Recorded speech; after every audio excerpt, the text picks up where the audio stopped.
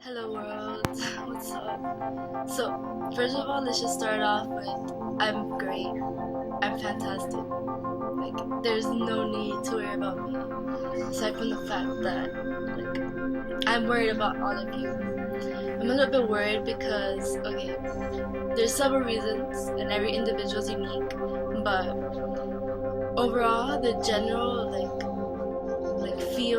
general vibe of the world is kind of shifting into something you need to worry about, okay? And it starts off with this whole political, international kind of thing, but that's not what I'm really worried about. What I'm really worried about is that every individual is kind of declining in mental awareness and self-awareness, that whole thing. But essentially, the point of this whole thing was to tell everybody that just be smart, train yourself, condition yourself. Don't let the world condition you.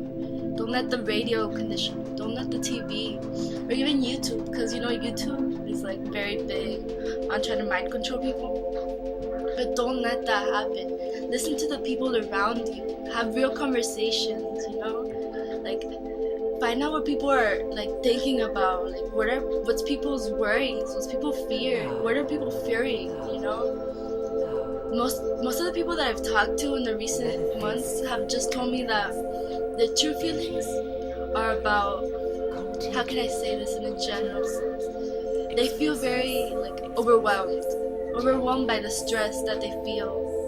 And there's really no cure for stress except for getting to the root of the problem and dealing with it. Just confrontation, face-to-face confrontation is literally the best way to go. So that's what I can tell you.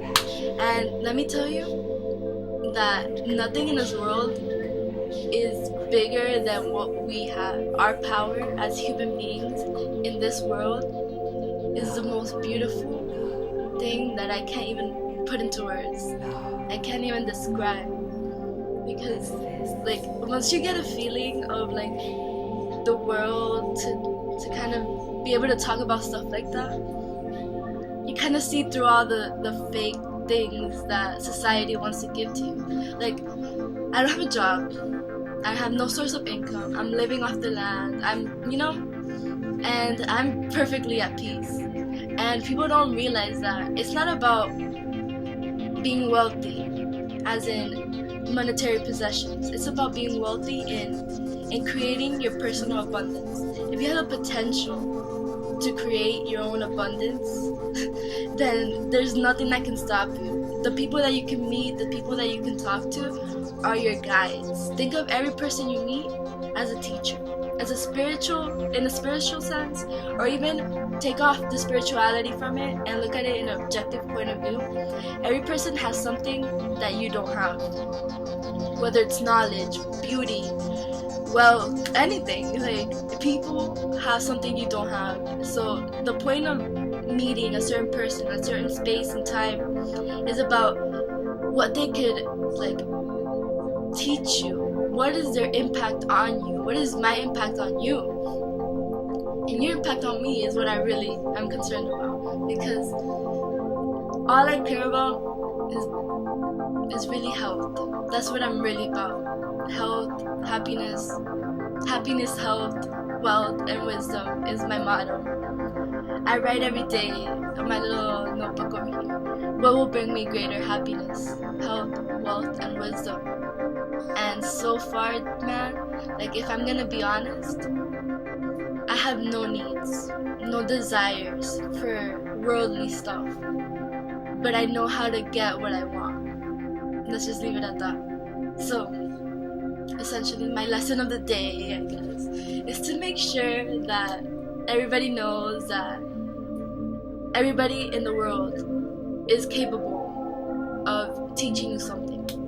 Everybody is important. Humanity is a beautiful creation. We are from nature. We grow from the earth, and eventually we're gonna spread out into the solar system. We might even go as far as reaching other galaxies, but that is far-fetched. I can only dream. But we can all dream together and make something happen. And if nobody's gonna take the lead, then Let me be the princess, let me be the queen to guide you all into the world of the new age. Not even new age, but I want to start a revolution about just peace and love and happiness. And I know that's common for everybody, but if we all stick with the same common goals, we're the generation that's going to make something happen. And I believe in every single one of you. And if I believe in you, then I know that you can believe in me. Alright? Thank you so much for even watching this 5-minute video. Appreciate every single one of you. Have a beautiful, lovely that you have to put your intentions into the universe so it could manifest. Okay, look, I need to win a Nobel Prize. I want the NSF to fund me because I need to start some research ASAP. Okay, here's why. So I did a little research a while back and I just found my writing. This is very eccentric and very out there, so please just follow it. Follow what you can, and if you agree with me in any way, maybe you might be smarter than me. Okay, look. This is only for the aware, for the maliciously inert and the kindred spirits.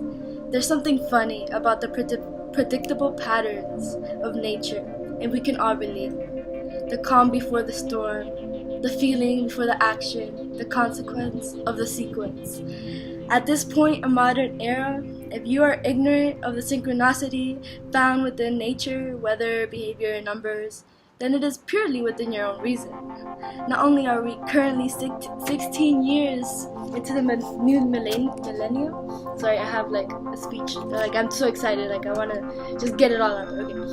But if you follow the patterns of growth in human civilization, then it is estimated that in 200 years of the technological revolution, if you cross-multiply, divide by 200 because of the amount of years, then it's right there. The equation is right there. So that means basically the amount of years of productive technology in 2,000 years of life, then it's estimated that the significant progress will be made 1 out of every 10 years and so on and so forth. Okay, so 1 out of every 10 years there will be a scientific progress in equivalence to what Einstein was able to do. Okay, how much of the earth has undergone physical/chemical change since the beginning of the technological revolution? Resources. Surely, on the grand scale of growth within the Earth's atmosphere, there must have been a significant difference of radiation levels or other things that we can't see. This is what I want to research. Has humankind truly not developed since Homo sapiens? Okay, side note. They said that same software, no upgrade of the human brain. So is that true or what? That's what I'm trying to figure out. Or is there more to the story than meets the eye? There are some things that the human mind cannot quite grasp yet. The reason being, the firing of neurons make an incomprehensible connection. There is something there, but when explained in a logical sequence, the connection is gone. Who hasn't been there? That leads me to believe that there is a layer of brain capacity that goes beyond our own understanding, or that there is a lack of physical ability to express our ideas. Religious heretics might even compare to the idea that human beings are not meant for this world. In reality, the contrary is true. Welcome to the Goldilocks zone of the solar system. We're on the only planet in our surroundings that contain the precise relationship of distance from the sun, mass, and gravitational force to lead the infinite possibilities that a human life is entitled to, all the while being accurately positioned in the same system as the sun, which is placed in the precise distance within the Milky Way galaxy, not to mention being able to witness the inner loop of the galaxy right from our night sky. At least it gives us something to satisfy our unquenchable thirst for knowledge. But the search doesn't end there. Plunging into the outskirts of our galaxy is a remarkable feat. It's like diving into the subconscious, basically. Okay, where was I? Plunging into the outskirts of our galaxy is a remarkable leap of faith of the human condition, even for our astronomers. Science is a difficult concept to grasp. Not because of the formulas or theories, but because the questions that scientists are trying to solve are difficult as it is. Now add formulas written by one professor with crystallized intelligence, and the only legible notes of a scientist's psychedelically induced experimentation to the mix. Centrifuge the sample, add a solute, multiply by 100 to calculate percent error. Only scientists or laboratory scientists will be able to understand that. That's usually how it is in most cases. The spectrum of theory to application is about the equivalent of the visible light spectrum to the electromagnetic spectrum. If you know anything about science, is that the visible light spectrum is one small little line compared to the huge spectrum of the electromagnetic spectrum, which I call RMI VUXG, which is radio waves, microwave waves, infrared waves, visible light, ultraviolet waves, X-rays, and gamma rays, in that order, from low radiation to high radiation. Anyway, exponential growth is the first thing you learn in science as a student. Also, what you see is not what you get. Numbers are relative. 1 gram of gold is not the same as 1 kilogram of gold. It's just like a nickel to a dime. Like giving somebody a nickel is more matter than giving somebody a dime, which is less physical matter, less density, less matter physically. However, the value of the dime is more than the value of the nickel. Nickel is 5 cents compared to the dime, which is 10 cents, which is double the amount. So it could be the same thing. It could be, they could just attribute 5 cents to the dime and 10 cents to the nickel, and nobody would even care. It's the same thing. However, I'm sure there's a reason for that, which somebody has to explain to me.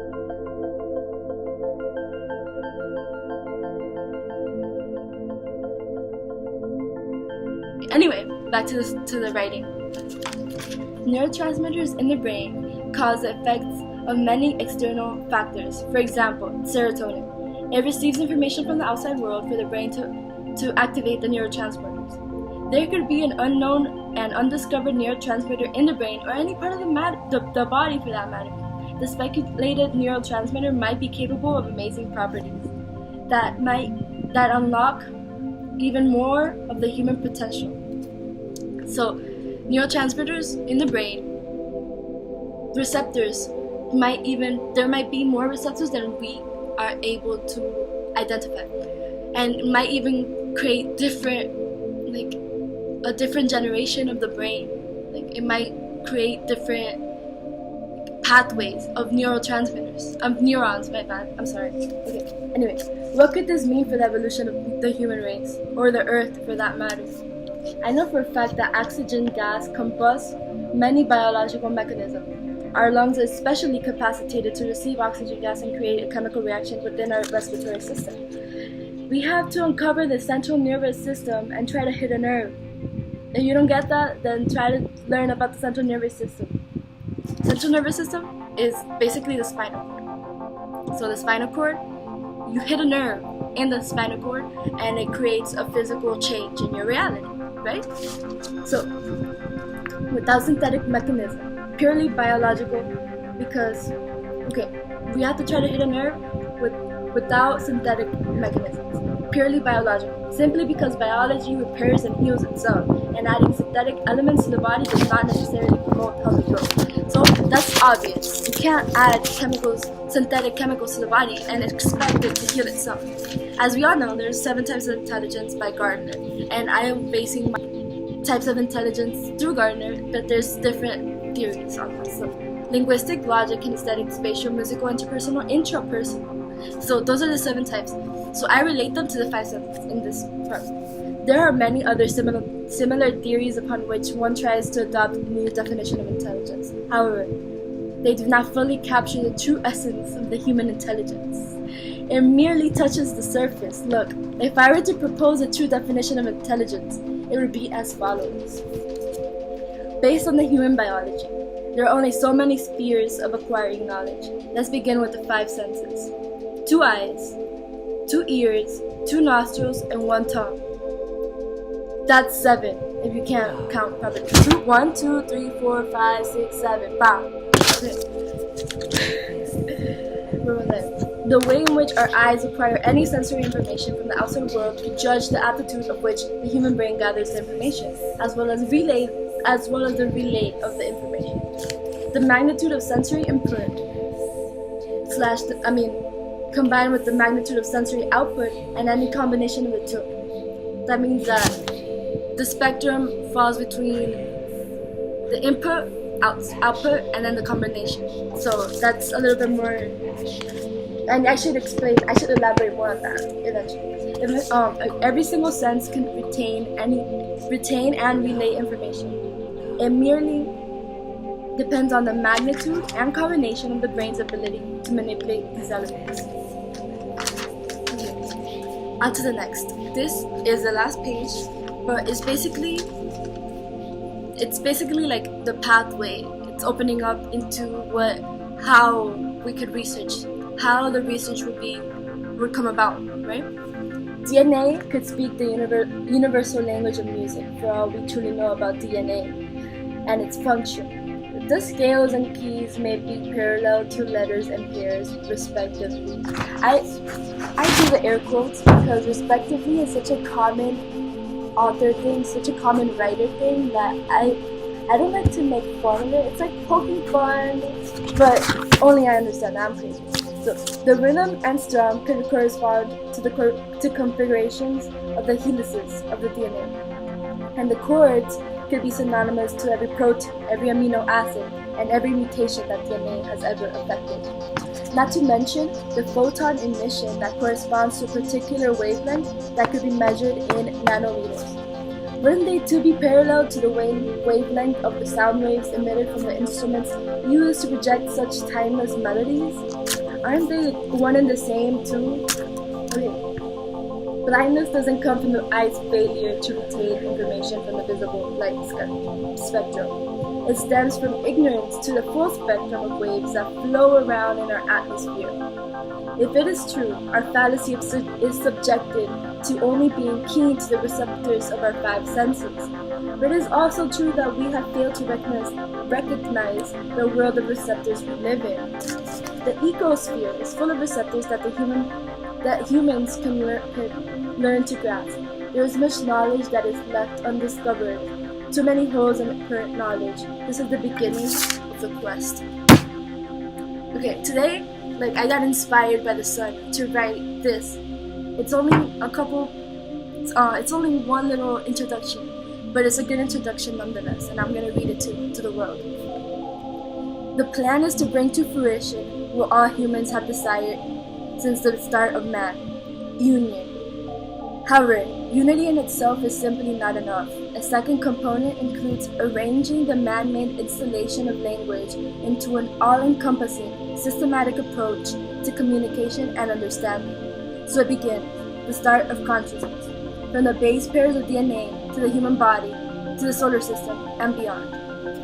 And that, my friends, my fellow earthlings, that is, in a sense, what I'm doing with my life. I want you guys to tell me, look, you're wrong. Look, this could add to that information. This could make this. Prove me wrong. Prove me right. Add to it. Share it. I want all human beings to know enough to manipulate the atmosphere that they live in, and to live a better quality of life, in health, in wealth, and in wisdom, and overall happiness of the human race, of the human being, of the species of the earth, of eventually aliens. Who knows how far we could get? Who knows, right? I don't even know, and I'm the one writing all of this, if somebody out there, if you have the possibility to connect me with somebody that could help me, that could guide me, to use this to help humanity, to truly help every human being, then please, that's all I'm asking. That's why I'm putting in the internet. I want somebody with the resources, the money, to be able to fund me. I need funding to put this into action. I am poor. I don't have anything. and yet I have all of this. Like, come on.